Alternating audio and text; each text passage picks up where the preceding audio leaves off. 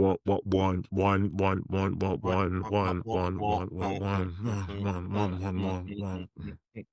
hello and welcome to episode Yeah. 56 of the Too Hard to Pass podcast. I'm your co-host, Juan Martinez. And to my left or to my right, Jacques Slade. Yo. What up, everybody? Welcome to the show. This is Too Hard Pass podcast. And today, we've got some interesting news, I guess we should say. Some unexpected news, I think we should say. And some sad news, I guess we should say. You want to consider what we're going to talk about near the end sad? I was thoroughly entertained, to be quite honest. Okay. All right. Well, some of us weren't. So, You're like, I don't want to talk about it. I mean, no, we're going to talk about it, but no, we can talk about it. I'm absolutely fine talking about it. I had no control over it, so we can talk about it.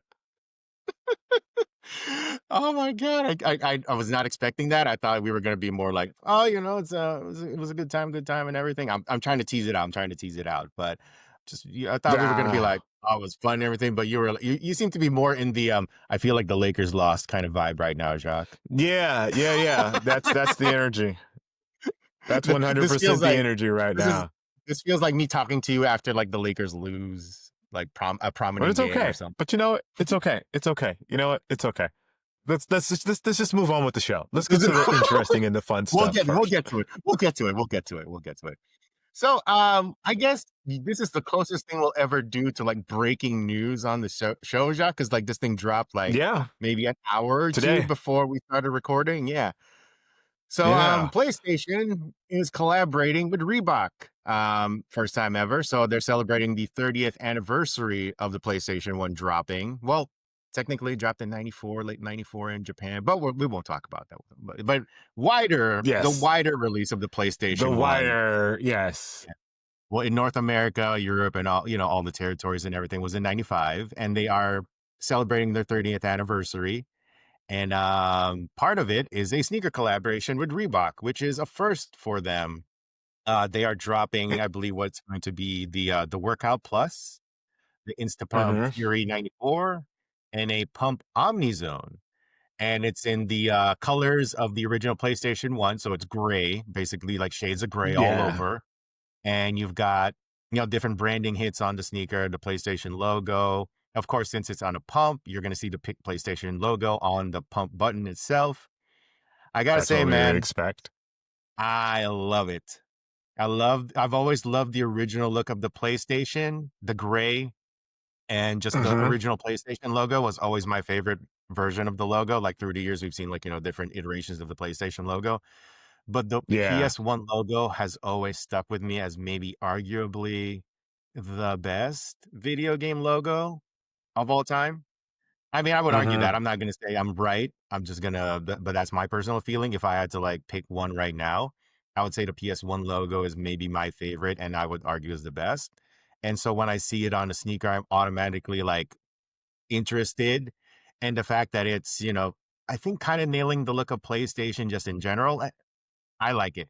I can see how someone might say it's pretty bland because it's just shades of gray. But for me, I think it works perfectly. Like, love it. Want all three pairs. I think the Instapump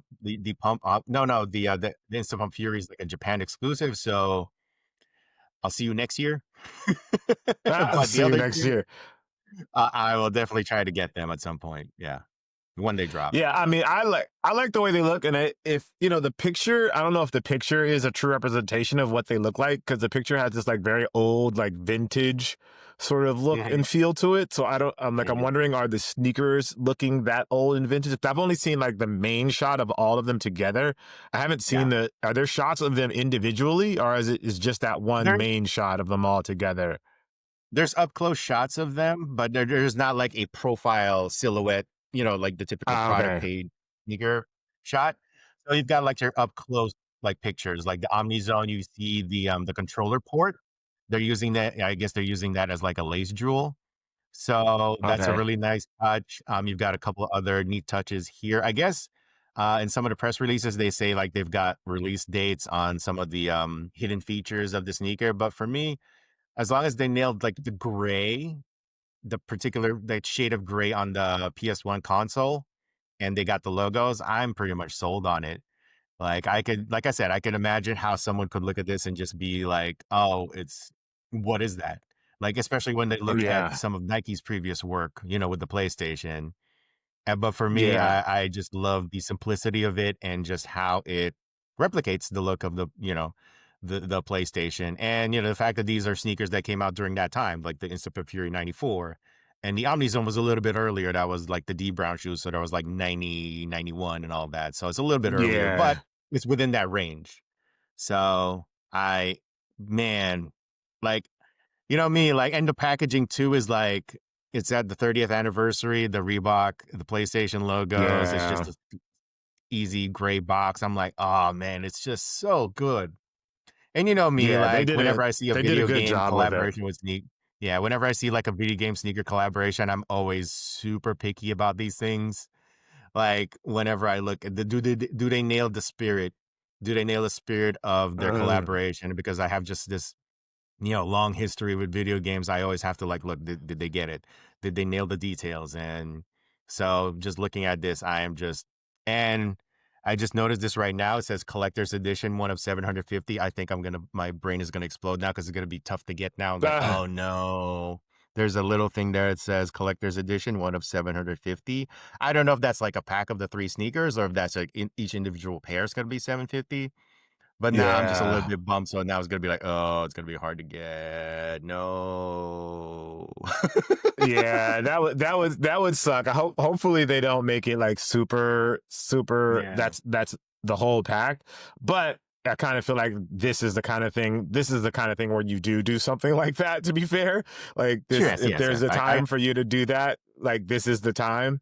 Um, I like it too. I'm a fan of it. I wasn't a big PlayStation guy, to be fair, but Mhm. I still think this looks great. Looks fantastic. They did a really good job with these. The vintage kind of look on them looks really great. I just feel like this is going to come together really. It comes together really well and really shows what the brands can do when they really like think through a collaboration and not just Mhm. put a collaboration together. This feels like they really thought about it. Like the execution looks really great and all those things. I mean, as you know, they don't always line up, and I feel like it lines up with this one. So kudos to Reebok and kudos to PlayStation for putting something like this together that I think will genuinely get the sneaker and the video game community excited.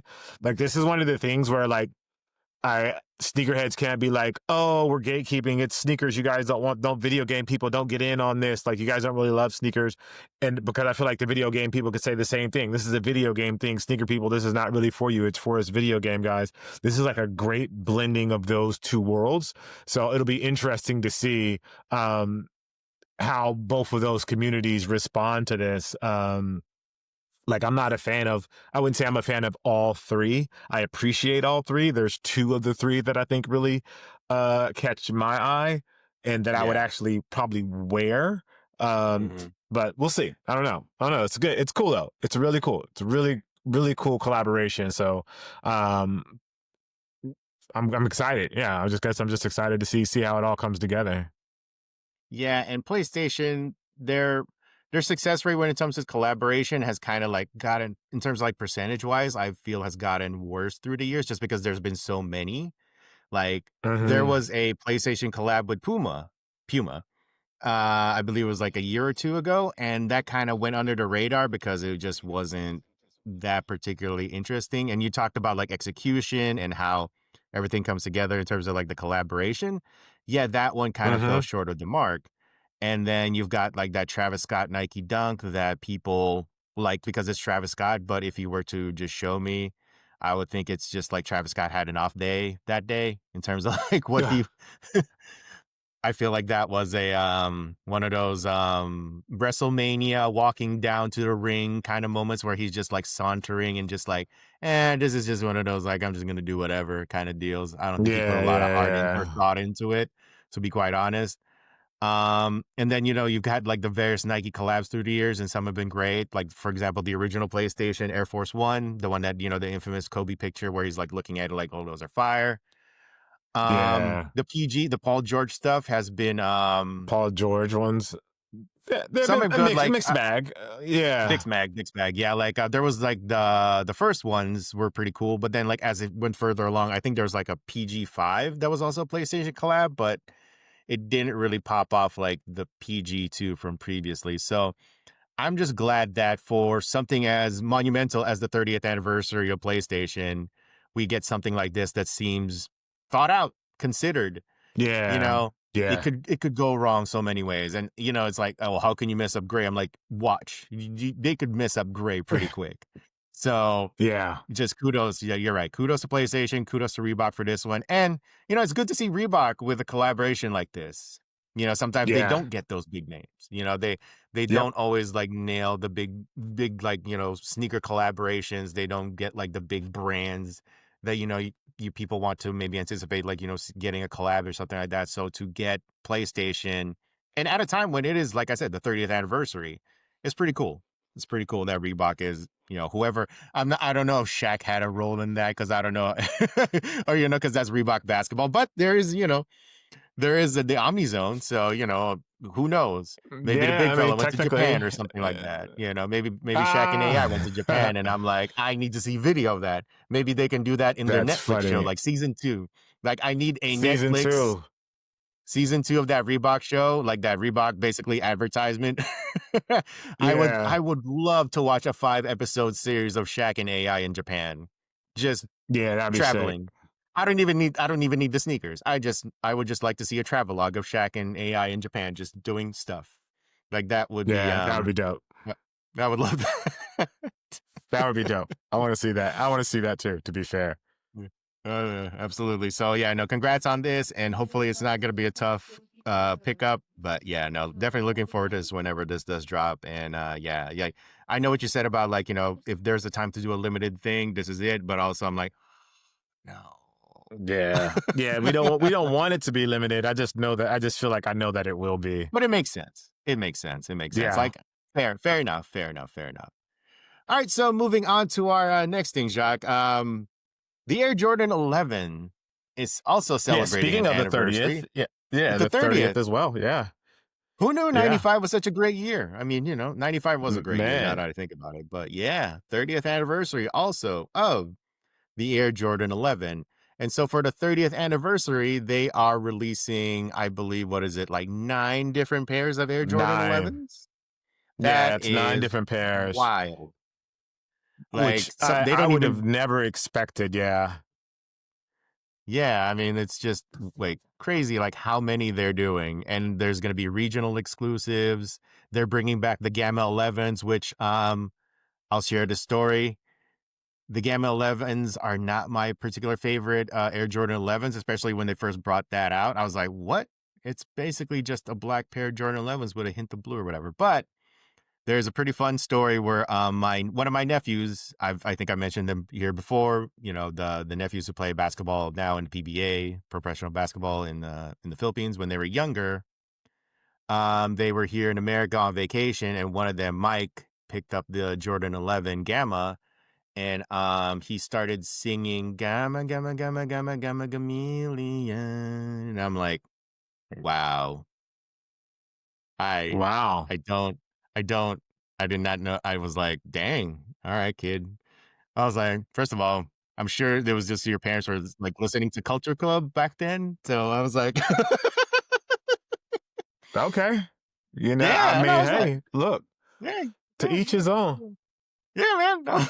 I was just like, all right, Big Mike. I was like, that's funny. Like, they picked it up at Riff in Little Tokyo, and because they know the people who work at like they know people who work at Riff and everything, so they got the hookup and all that stuff. But yeah, when we walked out, we were going back to the car. He was singing it. He was like humming it. I'm like, yeah, no, that's pretty. That was just one of those moments where you're like, Yeah, I mean, it's a kids. good for him. That's a good memory. Yeah, That's a but good memory. so I don't like the sneakers, but he was just so happy, and I was just like, oh, look at him. He's just so happy he got his pair of gamma blues. That's Now I will Yeah. never. I will I'm always not a big associate with fan of Boy the George. Gammas though. I'm not a big Yeah. fan of the Gammas either though. I think you and I are in the same boat. Like I feel like we're in I the think minority because I would you like an think. all black pair. I don't know if I want the blue. This kind of throws it off for me, but Yeah. but you think we're in the minority? You think more? You think a lot of people like that colorway? Oh, well, when I was working at Kicks on Fire, when I was talking about, I think I did express my like not happiness with the Gamma 11s for that particular year. Was it like 2013 or something? And I remember talking about like not liking it. And people are like, "Oh, these are great, blah blah blah." You know, this is an amazing retro and all that. And I'm like, "Hmm, okay." And now that it's coming back, I've kind of like, I don't check his social media as much as I used to, but I'm like, "Oh man, these are my OGs and all that stuff." And I'm like, "Yo, kids are calling new pairs in 2013 now they're OGs," and I'm like, that's just I old people mean, talking. I get it. I get it. I mean, if you were 13 or 14 when they first came out, 10, 11, 12, 13, now you're, what is it, 20, 12, 12 years later, you're 25 now. That's Yeah, OGs to you. Now your childhood yeah, nostalgia is kicking in. exactly. So I mean, I think for like us in like particular age range, yeah, no, like the Gamma 11s don't really hit as like compared to like the actual original colorways, or if they had done Yeah. something new that year. I think we were all like hoping we would get something new that year. But when we got it, we're like, "Oh, this is not the new that we asked for." We're Yeah. This is not the new that we wanted, but we'll take it. we'll take it. But yeah, so I guess that's gonna be like I'm assuming this is gonna be the big holiday retro. The particular like the OG colorway that's coming back and all Let that me or check. I original. don't know. I don't know if that was the date. Or is there still gonna Because be like there's a a bunch of holiday different Jordan dates. 11? Yeah, there's a bunch of different dates. But Let me on see. top of Yeah, that, yeah, we've got the gamma's December 13th. Yeah, right, so so that's that's the basically holiday your Jordan. that's the holiday Jordan 11. So on top of that, Yeah, we've got a yeah. women's pair, a pearl, which is, off-white pearl-ish colors, which looks really nice. I That one think I would looks have been really super cool. I wish this had been like the 2013 Air Jordan 11.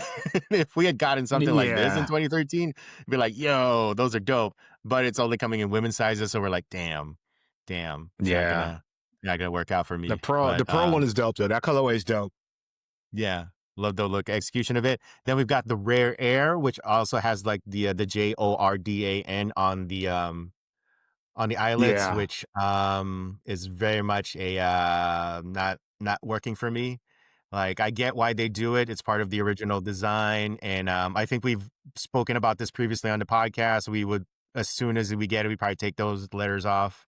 Nail polish. Nail polish. That's all it takes, yeah. guys. That's all it takes. It's really Nail easy. polish can get it right off. Yep. Yep, yep, yep. I didn't know you could use nail polish at first, so I went to shoe surgeon and he Yep. took mine off for me for my pair. And then you told me about it, and I was like, "Wait, what? It's that easy?" And it was that easy. I was like, "Oh, okay." Yeah. Yes, that was on the Jubilee pair. Jubilee. Yep. It looks so Jubilee. much better without those letters, dude. Like it's just so Yep. amazing how much better it looks. But anyway, so we've got the Yeah. Rare Air, which I guess is like, it's now I guess it's a recurring series. It used to be just like a thing that was for like the Jordan 4s, and I guess we got the Jordan 3s, but like it's starting to like spread into other To further other down the line Jordans. So silhouettes. Yeah. yeah. So it's interesting to see that the Rare Air is, getting that kind. I guess there's been enough demand and it's been successful enough that they've turned it into a Yeah, I think franchise. so. I think Yeah. so. Like I always thought like the particular shades of blue and red with that was always kind of interesting. I was like, is this like a Detroit Pistons deal, or is it like a, that's what it reminds me whenever I see it. Like it Yeah. reminds me It of the feels like Pistons. that. Yeah. Yeah. It feels like it But could be a piston silhouette. yeah, it's more like a screw you Detroit kind of deal. Like I'm Jordan, Right. man. Yeah. Yeah. But yeah, Screw you, Detroit. screw you Detroit. Detroit's like, what we say on field? What? We were just the bad Yeah. boys. What are we doing here? What are we doing here? we just We knocked just his trying to ass live like our a couple life. times. Yeah, we just shoved Yeah. him to the side. And you know what?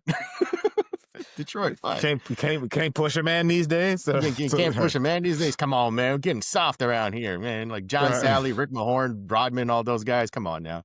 And then we've got the kids pair, which I think we featured on the Heat Check, I believe. It's Mhm. the Inner Beast. Which funny, I was like, Yeah. there's a part of me that was like, wait, the Inner Beast wasn't that part of the Kobe system? Is this a Loki Kobe collab? Like the Inner Beast and all that stuff, like the channel, the Kobe Oh, system. the There Kobe was a small part of system. me that was hoping Yeah. that, yeah, but obviously it's not going to be that the case. But you know, like you've got like that black cat scratch marks, glow in the dark, Yeah. which I guess is a first. It's a first ever for Jordan 11s. I could be totally Oh, wrong, but maybe. it's either the first or it's the first time in a long time because it just doesn't happen. Like we rarely see glow in the dark in those Jordan outsoles. So Oh gosh, that I don't think I realized that. That could be. It's yeah, probably that true in and though. of itself is kind of historic in a way, and that it's only coming in like kid sizes. So which makes sense. Like okay, Yeah. here's the thing. Can we talk about this for a quick second? I just want to do a quick tangent. Have you ever cared about glow in the dark outsoles, man? Like, has it ever been like a I have and I haven't. I mean, I have, but they don't make or break a shoe for me. Like, I think it's a cool feature. like? Is it ever an instance where we're like, have you ever gone out of your way to be like, I'm gonna charge the shoe, go outside in the sunlight and charge these, and then go in the dark or something? Has there ever been an instance where you're No. like, yeah, it's one of those like it's cool in pictures, it's cool in like concept, but when it comes to actually like showing it off, you look like such a dork. If you actually Yeah. like, yo, man, like my shoes are glowing in the dark. Hold on, hold on. I'll go outside for a second. I'll go outside for a second. All right, let's go back. Let's go Yeah. back Let in the me. house. Let's go back in the house and like close the garage door or something. Like it just, Yeah. it's one of those. Turn off all the lights. Turn off all the lights, sir. Make sure no sunlight, no sunlight. You don't get the full effect unless all the lights are off. All the lights are off. Oh man, Yeah. look at that. It's so green and like really, you know, Yeah. it's a I get cool. what you're saying. It's cool in concept. I think you said it's cool in concept, but as far as like actually, you're like, oh, maybe this isn't like cool. Yeah. Yeah, look, Makes if you sense. go to like a party, you go to like a sneaker event or something, like it's typically at night. When is it ever gonna work? Like, are we gonna be like taking our shoes off and like putting it right next to like, the light or something? Like, what are we doing here? Hey man, gotta do what you gotta do. But no, I hear you. I think it's cool in concept, but the execution and actually having them glow at the right time is a whole different Mhm. conversation. And I fallen for it too. Like, definitely there have been times where I've heard a sneaker come out, it's got like glow in the dark. I'm like, oh, cool, glow in the dark. And then when you actually get it, you're like, oh, when am I ever gonna see this? Ever, What is the ever. it's like it's like you're like at a theme park, you're at like a Disneyland or something, right? And you're like out in the sun, and then when you go inside to like line up for a ride, it's like that's what a time where you're gonna see, oh, it's glow in the dark. Cool.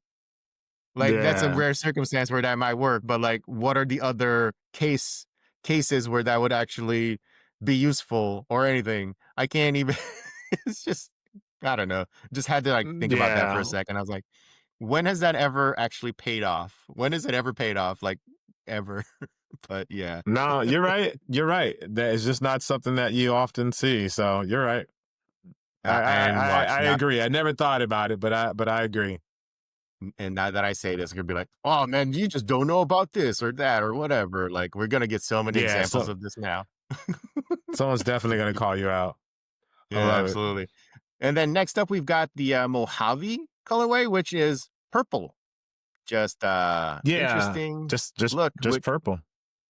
which I guess is I guess it's based on the Mojave Desert, like the Vegas area. Like it's a regional exclusive. I believe this is one of the first of the regional exclusives. So I believe this is going to be like a North America only release, or is it going to be just Oh, exclusive that to like the Vegas area? Because there's going to be like your, and then next up we've got the H Town, which obviously the reference is the Houston, Texas area. Houston. I like that. Yep. I like that brown though. That brown's cool. I don't know if I'd Yeah, ever wear that colorway, but I still think it looks cool. it's nice to look at. It's nice to look at. Yeah, Yeah.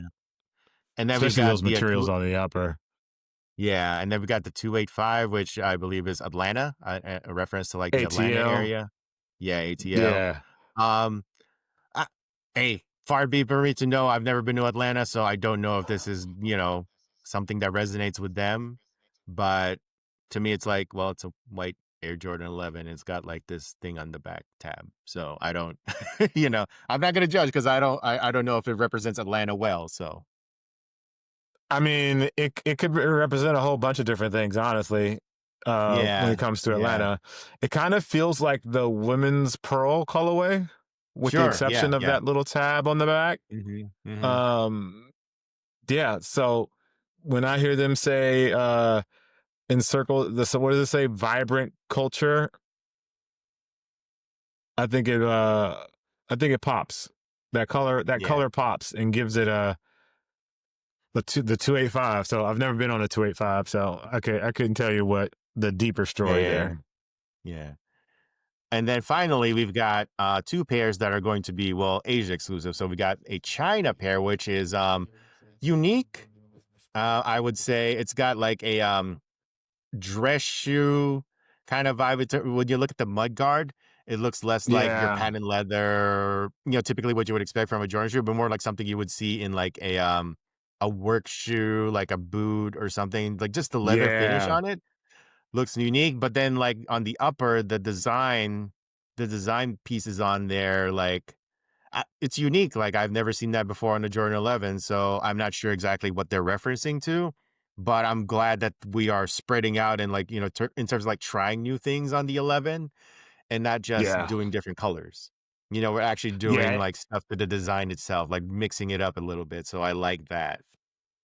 yeah. And It's a very then, like ornate with like mhm, beads, like these bead things that I like. mhm, Honestly, it looks, it's again another one where I was like, oh, okay, that looks dope. I don't know if I would ever wear it, kind of thing. sure, I think it's a great sure. execution on the shoe and definitely tells a story on the shoe.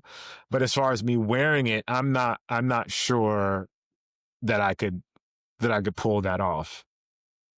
Right, it feels like one of those display kind of pieces, something that you're like, Yeah. "Oh, it's nice to look at." It's very much like a reference to something that I'm not particularly, like, clear on what it is, but, and I don't wanna be disrespectful or anything like that. It's just it looks nice. I respect it, I like Yeah. it. I just don't know if it's, like, something that I can pull off, but, yeah, no, I would like to know more about the deeper story behind it, and obviously, it's gonna be a China exclusive, so it's gonna be locked out to us. And yeah, and if we ever try to get it, good luck with the tariffs with that. Like, eh, That part. yeah, yeah. If this thing is gonna be, whatever, I would assume these are gonna be like in the 250s, the minimum. And trying to get them here stateside would probably cost us a little bit more than that. A little bit more. Even Just if a you got it for little retail. bit. Even if we got it Yeah, for just a retail, little if you're bit. like that. Yeah, so it's Yeah, probably I not gonna reached be out to that. the Jordan team to try to get the prices, and they haven't gotten back to me yet. They said they were going to research them and get back to me. So I'm still waiting to hear back on the actual prices for everything. So as soon as I find that out, I'll like tweet it out or put it on Instagram or something like that. So if you guys are following us there, you'll be able to see it. Cool.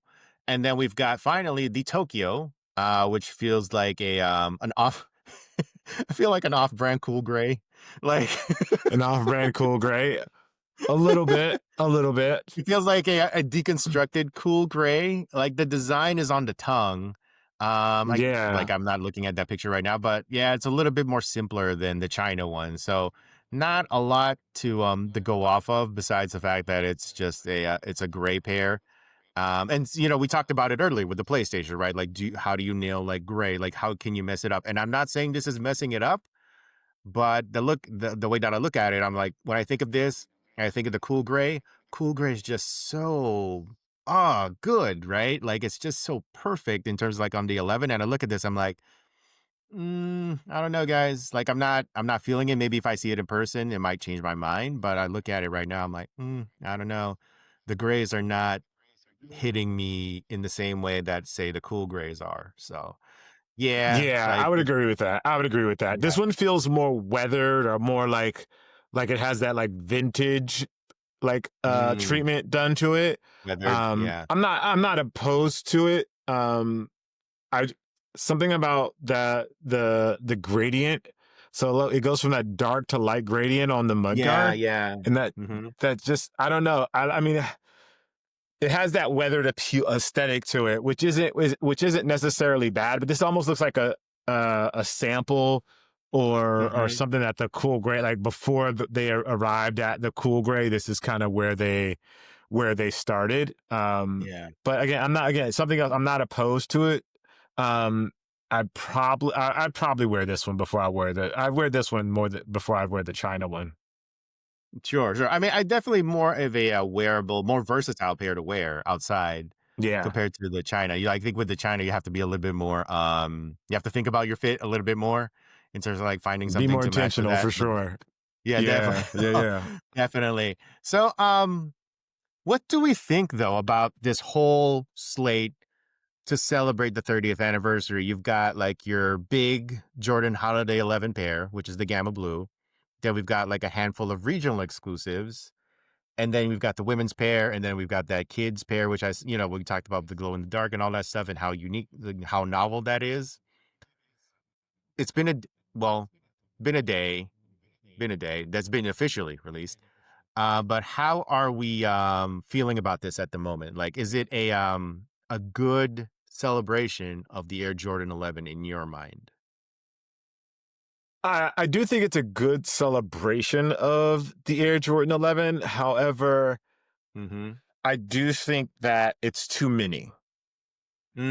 Okay. I don't think the Jordan 11 has the sort of staying appeal that Jordan Brand thinks it does anymore. I don't think people are Mm, checking for it in the same way that they used to. Obviously, we know that the Air Jordan 11 used to be like that shoe and it was doing massive numbers for the holidays.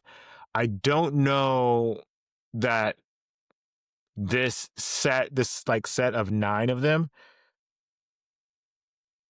is going to have that kind of energy if it's going to work with the consumer. I'd love to see how people respond to it.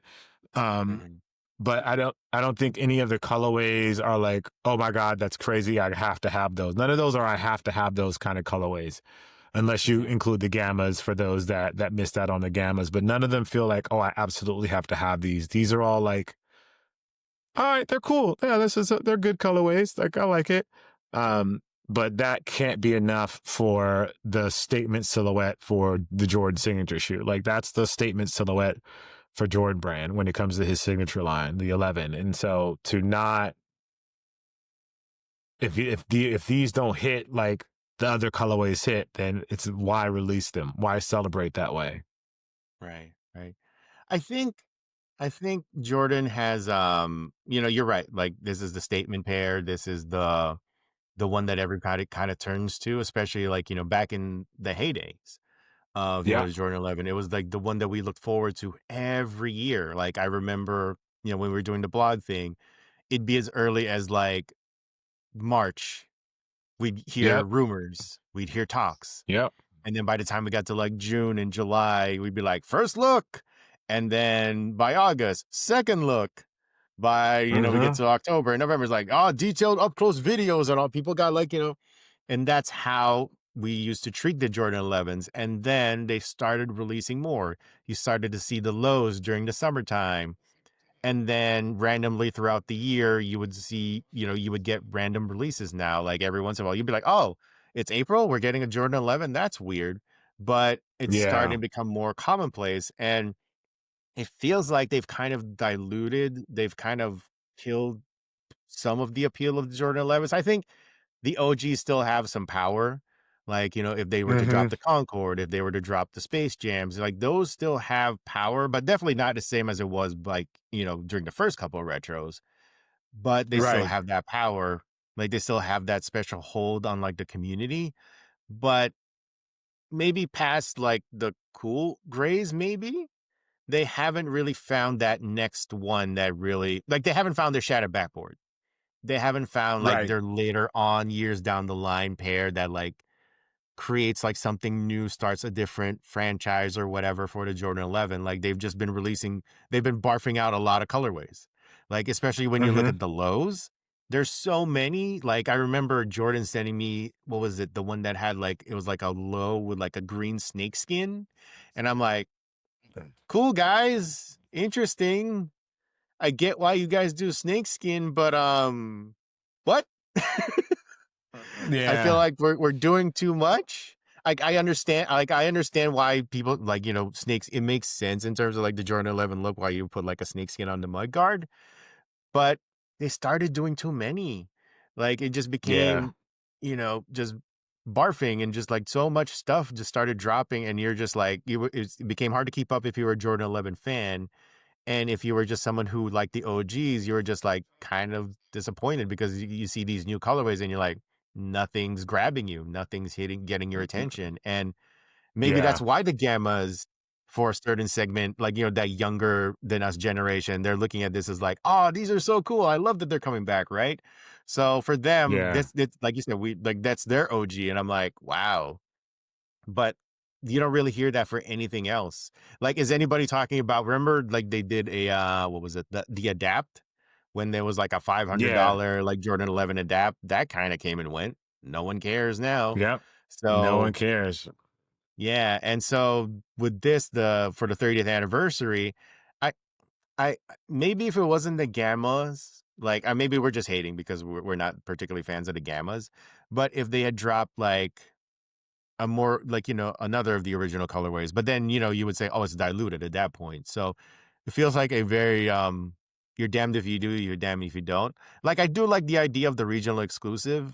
Like, I do like the idea of fans having to chase, like, oh, I like this sneaker, I have to, like, do the work to go get them. Or, like, if you're in a particular, like if you're in China or Japan, like, you get your own pair that's like, oh, cool, we get something to call our own. Like, there's something neat about that. Mhm. I think Yeah, I am agreed. disappointed that there's no Jordan 11 Philippines. I'm like, come on, guys, what are we doing here? Like, we need this. Like, we need this in our lives. I already True. have the perfect idea. True. I'll put it out there right now. Jordan 11 Philippines.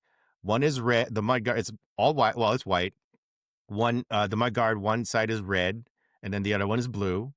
And then instead of the 23 on the back tab, it's got the Philippine star on it. Boom. Cut the check, Jordan. Cut the check, He's guys. I done. got it. He's Yeah. done it. He's done Yeah. it. Not that Jordan 4 Manila that was green. No offense to the person who designed it, but All right. All right. All right. All right. All right. Yeah, 911s is an interesting choice. I don't know if it's the right choice. But as I always say, there's people way smarter than me working at the brand, and they have insights to things that I don't have insight to. So they must feel that this was the direction to go. I just don't get the relation between 9 and 30. I just thought there would be some sort of numerology in there mixed in, 11 and 11. I don't see that. So, but hey, shout out to Jordan Brand. They're doing their thing. And it's a different look entirely for the Air Jordan 11. And so maybe this introduces us into a new era of the Air Jordan 11 as well. Yeah, whether we like it or not. Yes, whether we like it or not. Yeah. Yeah, that's the important part. Totally, totally. All right, so we talked about it earlier in the show, Jacques, and I think it's time we discussed the Ryder Cup. Yes. So you were coming into it with some, I would say, high hopes. I think you Yes. felt pretty confident in Team USA's chances. I was more going off the history of Europe has basically whooped America's ass unless they're in America for the past, let's say, 30 something years. And like I've talked about before, you're more of a watching the PGA Tour on a week to week basis. I'm more of a parachute in when it's the majors and the Ryder Cup kind of guy. And Yep. and I got to say, it kind of went how I thought it would. I thought Europe was gonna kind of dominate, and Team USA was gonna try to come back in the Sundays, and that basically is what happened. And it was compelling. The Sundays was compelling. I would imagine why people would be kind of bored of Friday and Saturday because it was basically a bloodbath by Team Europe. Shout out to Yes. Scotty Scheffler. I feel for you, buddy. Someone give you a hug during those days. Yeah. So, like, my brother and I talked about it, and he's a huge golf fan, and we've kind of compared Scotty to Tiger. Tiger is obviously one of the goats, but he is not particularly great in these scenarios where he has to rely on other people. When he has to do the four, whether it's best ball, four ball, whatever, like, it's not alternate shot. It's just not, there's something about like the greats, well, who have like the singular focus and is just so locked in on themselves. The fact that they Yeah. have to rely on someone else just breaks their brain a little bit. So that's why whenever I saw Tiger at the Ryder Cup, I'm like, this is not going to end well. This is like Yeah. I'll see you on Sunday. I'll see like but the thing is like Keegan Bradley is stuck in a tough situation because it's the number one player in the world. What are you gonna do? Not play him? What are you gonna do? Right. Bench him? Like you have to play. Like and that's the dilemma that these other captains had in previous Ryder Cups is that yeah, Tiger's not particularly great on it. But what if what if this is the one? What if this is the it's like you're just hoping Yeah. that he breaks through. And yet he never did unless but he was always but he would do well on Sundays because it goes back to like being him, just him on the course and his opponent, his match play basically. So it worked out in that regards. But yeah, that was a fun Ryder Cup. The fans definitely got their unruly they definitely did their thing. And we've talked about like how golf needs to like lighten up a little bit, and they definitely showed that during the Ryder Cup. Things took it. Things went a little too far. There was that one MC who said "F you, Rory." I was like, okay, maybe don't do that. Right. Like, Yeah. Yeah. like Some stuff went a little too far. Yeah. Some a stuff little went a too little too far. far, and then some jackass like like maybe like help push like a cup towards like Rory's wife at the end of like the ceremony or something, like a cup of beer or something like was like landed in their direction or something like that. So yeah, man, like that Ryder Cup was entertaining to say the least. Like, I definitely was anticipating, just the blowout during those first couple of days. And then that Sunday was yeah, you figured America would come back. I mean, they're not suckers. They're great players. Like you figured they would have some pride Yeah. and like, pull it out and like, try to get it into like, position. And they definitely tried. They definitely got close, but it's just too much of a like what was it? They were 7 down going into the last day, and the I think the greatest comeback ever in Ryder Cup history was like 4. So to jump Yeah. from like 4 to it's like being down like if the Warriors came back from 3-1, this is like coming back from like 4-0, and you're like, wait, that's a sweep already. Like exactly, it's impossible. And Yeah. so I mean, they were really close. If Henley would have hit that putt, that birdie putt, I think that would have changed the dynamic of everything. Or if Lowry would right. have missed his birdie putt, that would have changed. That would have really changed the dynamic of everything. It was a good. I mean, the problem is, I think you've said it basically. The problem was Friday and Saturday. Like we just did not perform well Friday and Saturday, which I mean, even if we had played a little bit better Friday and Saturday, it would have been a totally different game, totally different ball game. But like we just blew chunks on those 2 days. It was sad. I was it got so bad. Like I just stopped watching just because I was like, I don't know what's happening here. I can't watch this. This is terrible. This is bad. So it's like it sucks they lost. I think Scotty felt that he didn't do as well as he should have when I interviewed him Sunday after he beat Rory in the singles match. Like when he teared up a little bit, I think, that competitive side of him was like, damn, like I know I could have done better. Like I think he knows he could have done better. And he just didn't deliver. So it was tough. And I do think one of the most interesting things is how the narrative around Rory has changed. How he went from Mm, being like the golden boy to the guy that everybody loves to hate, which is so weird to me. It's such a weird mm, dynamic that the crowd has with Rory these days. And you would think that after he got the Grand Slam and won the Masters that dynamic would change a little bit, but it hasn't. It's almost like it's gotten worse and people are still like giving him a hard time. And I don't think it's necessary. I don't think it's warranted. Like I get rooting against Europe, like that's all fine. But the way they were going at Rory, I think was over the top. Like I'm Team USA all the way. I wanted us to win. I was rooting for us the whole time.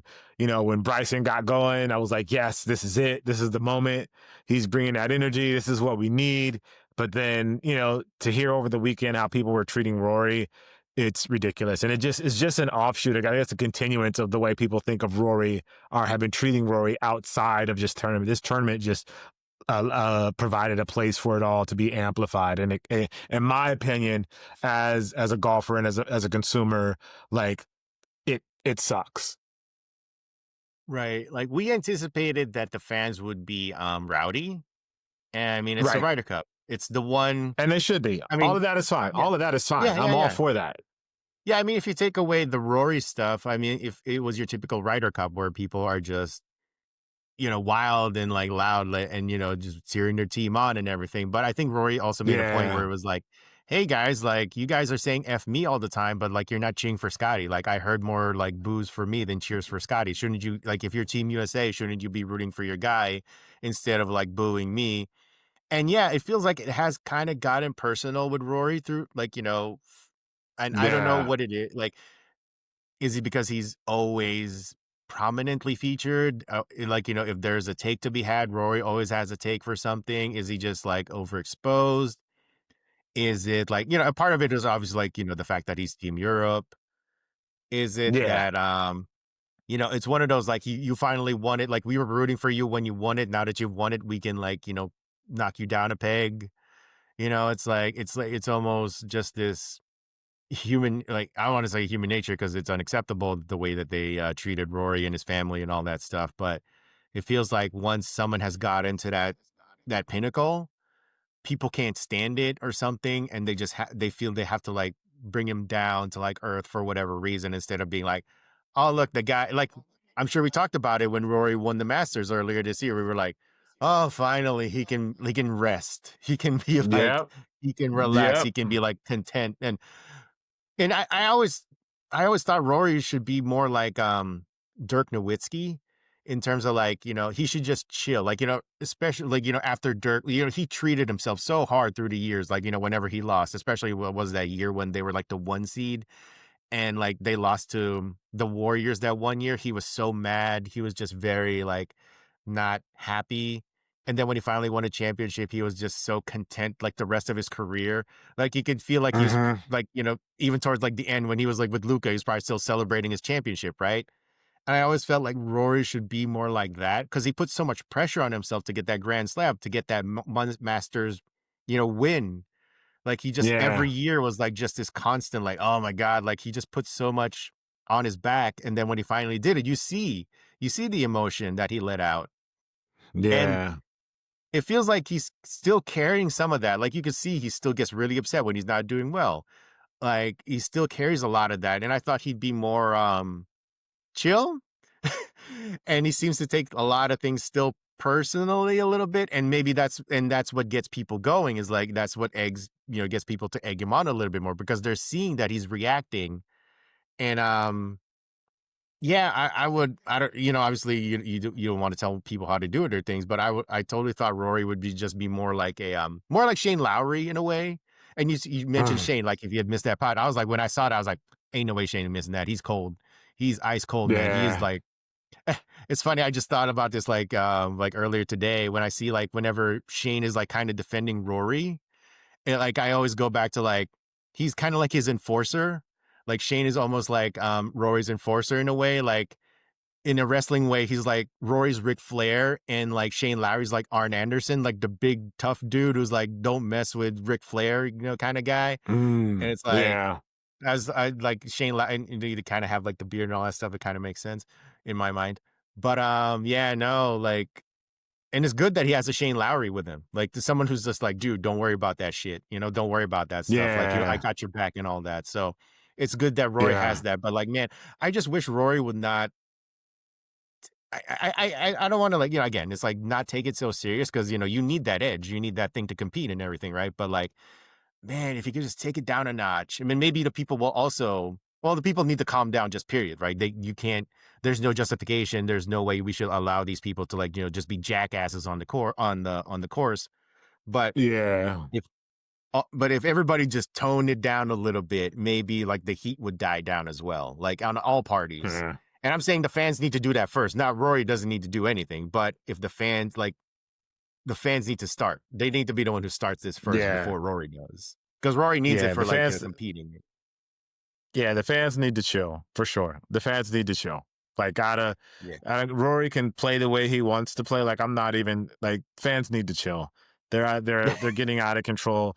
Like, Yeah. I want the fun trash. Like, I want the trash talk. Like, I want all of that to be a part of golf, but Hmm. it can't be Personal. disrespectful. It's the same, and it can't be personal. It's the same thing that some of these NBA athletes are getting when they go to certain cities. Like, it's like at some point it's got to stop, and you've got to be like, you got to start banning these people. Like, I think the PGA Tour and the PGA, they need to start banning these people that are being like over the top disrespectful. It's one thing Yeah. to root against somebody or to root for your team or to want somebody to miss a putt or whatever it is like that. But when it gets personal, like they got to go. They got to go. Get them out of there. Like, don't, we're not saying you can't talk trash and you can't edge people on a little bit, poke the bear a little bit, but you can't take it too far. And people at the Ryder Cup are taking it too far. And that, it hurts the game. And it hurts the efforts, I think, of people like me that want to make the game more fun and encourage a little more Yeah. interaction in the Absolutely. game. When they take it to that extent, it just hurts the efforts of those that are trying to, embrace the game in a new way.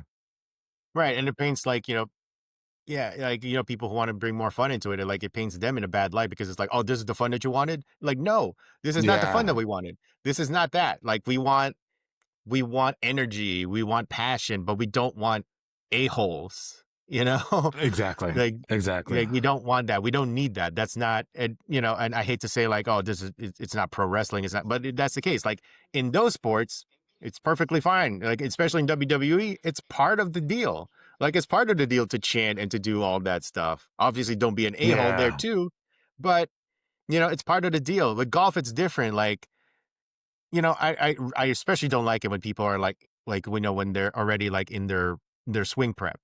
When it's time to like actually swing and all that stuff, and like someone's doing it during like a follow through. That's not cool, man. Like, Yeah.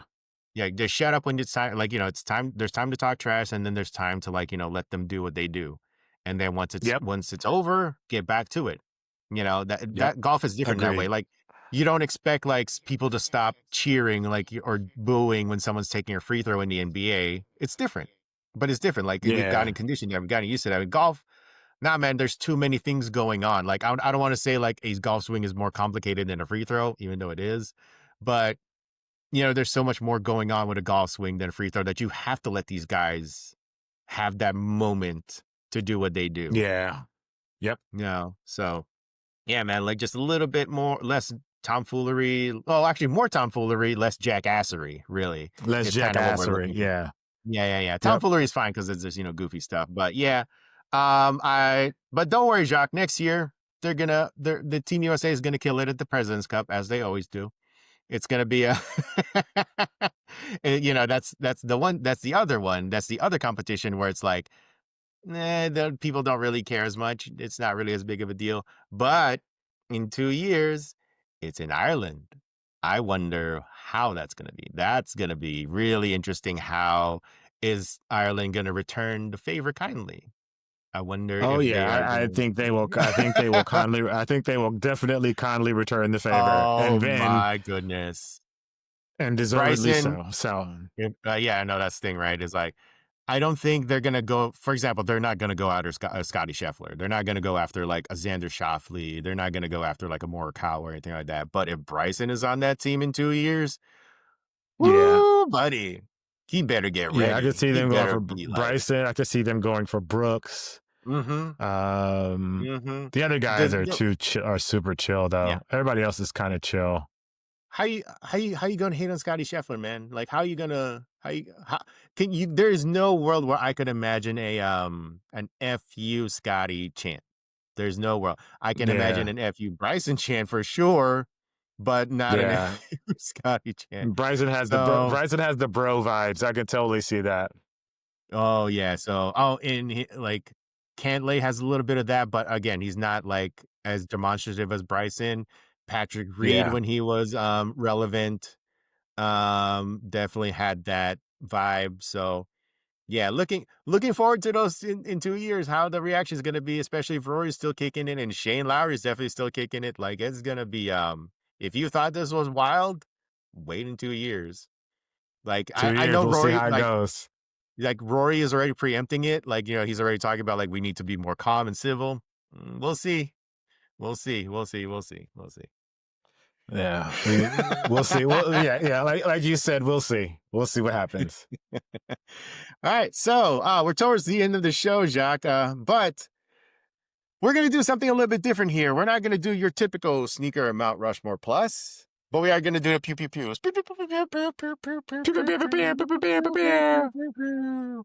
So, in honor of the Reebok PlayStation collab, I thought we'd do something a little bit different. Let's do a video game Mount Rushmore plus. Let's be honest here, I'm a ringer. But I think, this will be fun. This will be interesting and everything. So I thought for the categories, I thought we'd do like do it a little bit different here. So for the categories, we're going to do a favorite home game console, like, for a game from a console, just, the games that you played at home, a favorite arcade game, a shooter, a sports game, and then a wild card. So they're basically just like your favorites from that particular category and everything. So, who went last I week? started last week, so yeah, Okay. I started last week. Okay, all right. So for my see, the problem with me is now I have choice paralysis because I have like freaking so many games to choose from. So, but for my pick, I'm going to go with for home game in terms of like faves, I'm going to go with Super Mario 64. I still remember the first time I saw that at Toys R Us, when they still had those kiosks and everything, you would like, get on it and play it. I remember seeing that for the first time and just being like, whoa, 3D. Like, it's not just left to right anymore. You can go forward, backward, up, down, left, right, and everything. And yeah, man, Super Mario 64 was just like a game changer. And I still think about it to this day. Like, it's probably like, I'm not going to say it's like the greatest game of all time, because that's a very subjective thing, or like, but it's definitely up there in terms of like just how much it transformed what I thought was possible in gaming. Like, there's been other there were 3D games before Mario, but nobody did it better at that time than Mario 64. So if I'm gonna go like in terms of like, and also like terms of like hours spent when you had that time as a kid in what was I like 5th grade, 6th grade at the time. Man, I put so much hours into that. I'm glad they don't have clocks. I'm glad they did not have like the now you know how many hours you played. I don't even want to know. It's definitely in the hundreds. Like if it clocked 1,000, I wouldn't be shocked at all. I wouldn't be shocked at all if it clocked 1,000. But yeah. So for my home game, I'm gonna go with Super Mario 64. Yeah, and I mean, there's a lot of choices for like the home game, but I think the Super Mario Brothers just has to be like the original one, just like the original Super Mario Brothers on Nintendo, on the regular Nintendo. Like that was the game I think that we played the most. Trying to find all the secret passageways and doing speed runs, like all of that stuff when we were like that was the one I think for home game. That's the winner. Like the 64 is great, but I think the regular one is just the one that really got us going. Yeah. And then I have to pick what's after arcade. Yeah, basically, like what is your arcade? Arcade? Like the one arcade game, yeah. Probably Street Fighter. I was gonna go with that, but yes, no, Street Fighter's a good one. Street Fighter's a good one. Street Fighter probably has to be arcade. If I go to an arcade game, it has to be Street Fighter. That was the one I think that really. I didn't play a lot of arcade, but I would watch people play. Just because I didn't have money to spend. Like you got a video game at home. I'm not gonna pay for you to play video games in arcade. Yeah. So for me, probably Street Fighter. Just watching people play Street Fighter. Yeah. Totally. And yeah, and I was gonna go with Street Fighter for my arcade pick. And I wanted to, I'll tell the story now, but there was a time where I was playing Chun-Li, and I went on a 54 fight win streak in terms of like people, when you would play like with other people, and I had people lining up. Yeah. And I wasn't even that good. Like I was just like, I don't know if everybody like, because it was so young. I was so young. I was probably like what, 12 years old or something. So I have like the vaguest memory. I just know I made it to like 54 straight wins. and I was like, just people lining up back and forth and like, playing, people putting coins and like challenging me and everything. And I was just like, either these guys really suck or I'm just having like a transcended, like, oh, this is what it's like to be in the zone. you Yeah, know? you were in the zone. That's funny. Yeah. Yeah, yeah, yeah. So like either these people playing to me next to me were like garbage, or I was just like, I am untouchable. Like so I had so that's why I had that moment of like, man, this is so cool. Yeah, so that's why I would pick Street Fighter. But since you went with that, I'm going to go I'm gonna go with The Simpsons. I'm gonna go with The Simpsons arcade game. Oh yeah, yeah. Yeah, it That's was like the right. Forgot four-player about one. that. Yeah, you could play as the whole family. I was definitely like either Bart or Homer, because that was like the ones to the left. Like it was easy to use those characters. But yeah, like I love that. It was either that or the X-Men one. Like those four-player, six-player arcade games where you Oh, just the get a bunch of your friends X-Men. together. Yeah. Yeah, those were the times, man, like Ninja Turtles, but, like, I think my favorite out of that bunch was, the one I probably played the most with friends was, like, The Simpsons, so, yeah, Yeah. I think I'm gonna go with I can that see one. that. Now for shooter, see, the shooter one's interesting, like, I'm not gonna say I'm, like, the most well-versed in, like, shooting, like, obviously, as someone who worked in the video game blogging world and everything, he played a lot of shooters, but I wouldn't say I was like someone who was like the best at it, especially once it got to like online. I remember playing Halo 2, what was it, Halo 2 or Halo 3, and being so bad at it. The one time I did win like a death match or something, I was like, I'm done. I retire. That's Never gonna funny. do this again. I got my one. I got my one win in terms of like, what was it? Was it like everybody, and then you're the last one standing or something like that? And I'm like, I won. I'm good. I'm good. Like That's funny. I don't got to play this anymore, man. I'm good. I'm all right. I'm all right. But in shooter, I think I'm gonna go with God, Modern Warfare 2. Like just Hmm. and not just not the more recent Modern Warfares, but like the earlier ones, like when it started really popping off, when Call of Duty really started popping off, like it was like the Yeah. 2000, like the late 2007, 2008, and all that stuff. And Modern Warfare 2 was like 2010, I believe, or something. But not for the multiplayer, but for the single player, because at that point like it was I think it was Infinity War, but like they were clicking on all cylinders with like their single player stuff. It was very cinematic. You really like you're like, man, this feels like a big budget action movie, right? It's less like, very formulaic video game. It felt more like Yeah. cinema, almost. Like the story wasn't great because who really cares about like a pew pew shooty story war, whatever. But in terms of like just the set pieces and how everything was put together, like how it's designed, like, in terms of like enemies coming in and all that stuff. Yeah, no, Modern Warfare 2, like I just love the set pieces and those things. So yeah, that's gonna be my shooter pick. Okay. So for shooters, like there's really two choices for me. Hmm. Um, but I'm gonna go with Halo just because like me and my friends played that game so much, like OG Halo? so much. OG Halo. Me and my friends played that game like hours and hours and hours of that My game. goat. We My would, goat. yeah, we would go to school and get back and just play that game all day long. All like the weekends were dedicated. Yeah. So Halo for me is that one that just like I spent an inordinate amount of time playing Halo. The other one would have been GoldenEye, but well, Oh yeah. everybody loves GoldenEye. Um, Yeah.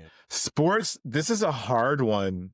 Um, I remember, I'll say this one. I'll say this one and this is an super old school game because I remember my older cousins used to play Hmm. Tecmo Bowl. My older cousins used to play Very Tecmo good. Bowl all the time. Very good. They used to play, and I used to watch them play Tecmo Bowl, and I was like, yeah, I wanted to play with them by the time, but it just kind of grew out. Like it was just old by the time I got old enough to really get into it. Yeah. But Yeah. yeah, I would say that's the one for me for sports is Tecmo Bowl, just because it just has like a lasting memory on me. It's imprinted on my brain. Yeah. Shout out Bo Jackson, man. That guy was undefeated in that game, dude. Like Undefeated. you could go all the way back to the opposing end zone, just run all over the place with that thing. You could make zigzags with that Yeah. dude, man. Like he was unbelievable. But yeah, no, Tecmo Bowl is a great game. For my sports game, gosh, just like I said, there's so many to pick from. NBA, like you got your 2Ks, whereas NBA, NFL, double dribble if you want to go back old school in terms of like basketball Yeah. games. Like I even got shout out Tony Hawk's, even though I'm not really good at any of those skate games. I am, but I respect the fact that those things are so well made. So I'm gonna go with like it's it's sports, but it's also sports adjacent.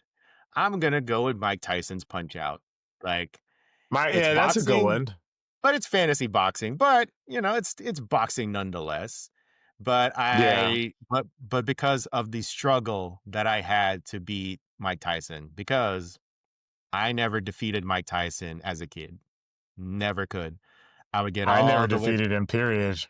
I got all the way up to Super Macho Man, and, you know, that dude was tough also. But, you know, once I got there, once I got to Mike, oh man, it was just murder.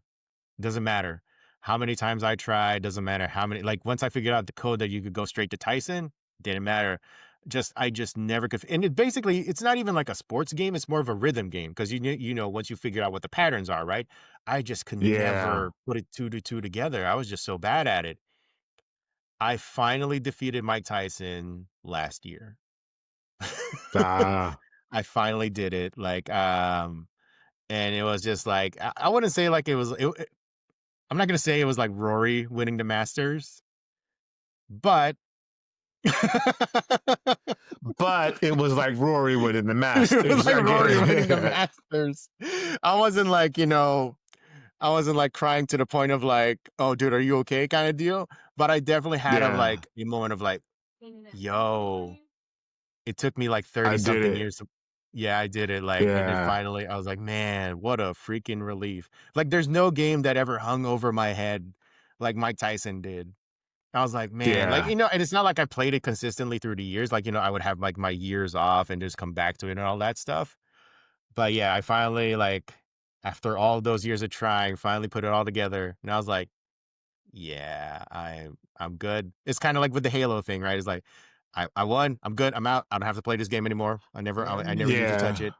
Like because there's I people got who are that. like doing speed runs and like people who have like, oh, so that means you're gonna like try. I'm like, nope, I did it. Like I don't need to prove anything to anybody. Like I did it. I'm fine. Right. All good. All good, Yeah. guys. All good, guys. All good. I love that. So yeah. So that's the sports ones. For the wild card, that's basically any game, like you know, whatever, like a random favorite that you can think of. So for my wild card, I'm gonna go with a puzzle game. It's called Planet Puzzle League, which is basically a variant of well, it's Tetris adjacent, but basically it's a game where it's on the DS. You use your stylus and you're basically forming chains of three. It's a match three game, but you're using your stylus. And what was it? That 2000, like 2000, 2008. I was definitely on that, playing it online with all my friends, my ex. Yeah, no, definitely just a lot of great memories playing that game.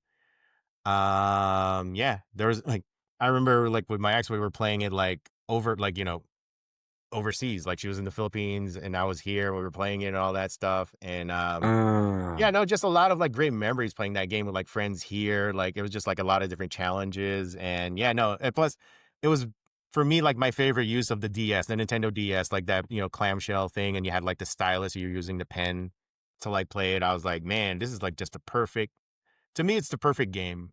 Like just everything about it, mechanic wise. Like you know, people love Tetris, people like their Lumines, their puzzle games. Like you know, but for me, Planet Puzzle League, like that variant, because it's also called Tetris Attack. It's called Panel de Pon, but for me, that was the particular version with the stylus on the DS. Was for me perfect game. Like I go back to it every once in a while. I'm just like, man, it's just like riding a bike. Like you get up to like Okay. sessions where you're getting to like 45 minutes to an hour and you're like, oh man, like just still feels good to this day. I respect that. I respect that. Now, for my Yeah. wild card, I have two. Um, I wanted to go with Mario Kart 64 just Ah, because we played it so much, me and my friends. But nice. the other one, which is a little bit more like less mainstream, was 1080 snowboarding on the Ah, 64. So we used to go at that. Like none of us had ever skateboarded ever in our lives, but for some reason that game just grabbed our attention, and we got stuck in like this. It was like this month or two where like that's all we were playing was 1080s with snowboarding, like the most random of games. And I don't think any of us have even picked it up since then. But for some reason, it just had a lock on us for like a month or two, where we were all just trying to outmaneuver each other and do more tricks and get more points. So yeah, that's my wild card. It's a strange pick, but yeah, we were on that one tough. Oh no, I respect it. I respect it. Like I did play 1080, but it was never like a game that maybe that's the thing is like I didn't have that buddy with me who like played it and really got us keep it going, right? Like sometimes it really takes like a Yeah, friend or like somebody like a family to like make you keep playing a game. Like Mario Kart 64 is a good yeah, example of that, right? Like Mario Kart, like for me personally, it's my favorite Mario Kart too, but because that was the first Mario Kart that I really played. Like people, okay, I'll tell you this right now. Mario Kart 64 is widely considered the worst Mario Kart. And every time someone says that, I tell them to go F themselves because Mario Kart 64 is the best Mario Kart game. But but it goes back to the theory of like, and it's become like this long-standing theory of like, whatever your first Mario Kart is, that's the best Mario Kart. It doesn't matter, if your favorite Mario Kart was the Super NES one, that's your favorite. That's the first one. That's your favorite. 64. Once it gets back to like Double Dash and all that stuff, whatever your first Mario Kart is your favorite. And yeah, 64 is widely like considered the worst of the bunch, but I got to tell you, I strongly disagree because I had so many fun memories playing that game. Like, with family or like, with friends. Like I would go to like a friend's house, we play Mario Kart, the battle mode and all that yeah. stuff for hours. Yeah, man. It's good times. But yeah, no, 1080, I respect it. Love it, love it, love it. Like, did it ever inspire you to pick up snowboarding though? Nope, not even a little bit. Not even a Like, little bit. Like, it was just one of those, like, it just grabbed you for a second, right? You're like, "Oh, man, this would be good." It's Yeah, kinda like me with Tony Hawk, right? It's like, I respect it, but I will never pick up a skateboard. yeah, yeah. And that snowboarding just never appealed to me. Um, I But mean, that I'd game, like to right? Like try, but yeah, I mean, I'd like to try just as being like an athlete and like, oh, okay, yeah, I want to try it. Like, it looks fun, but the video game wasn't what sparked that interest for me. This is more of just like a general interest, like anybody would go, oh, snowboarding, it seems cool. But the absolutely game not. wasn't. Yeah, the game was more about the competition between me and my friends than anything else. Yeah, this way I've tried snowboarding once, and I was like, "I'm never doing this again. This hurts too much." I Yeah, will try skiing at some point, that someday I will try skiing. Apparently, that's a little bit easier and, maybe less painful, I guess, like, in terms of, like, I don't know. I've heard it's less painful. I'm like, we'll see. You want to try? yeah, I'll make it painful because I'm not gonna be coordinated on the slopes, man. yeah. Me But I neither. will Me neither. yeah, try skiing at some point. But yes. Anyways, that was episode 56 of the Too Hard to Pass podcast. I want to thank everybody for watching, listening, and all that good stuff. I'm your co-host Juan Martinez, and to my left or to my right is Jacques with a shameless plug. Yo, I'm Jacques Slade. Thank you guys for watching the show. We appreciate you as always. I told you it was an interesting show. We had some good stuff, some interesting stuff, and some sad stuff. So I hope you guys enjoyed that. If you want to shoot us an email, it's toohardtopasspodcast@gmail.com, toohardtopasspodcast@gmail.com. That is the number 2. Make sure you leave us great comments, all of that good stuff. Let us know you're enjoying the show, or leave us comments letting know some things that you don't like that we can make the show better, or topics you want us to cover. All the things. Either way, we appreciate you guys. Thank you for watching and or listening, and we will see you guys next time. Peace. All right, we out, we out, we out.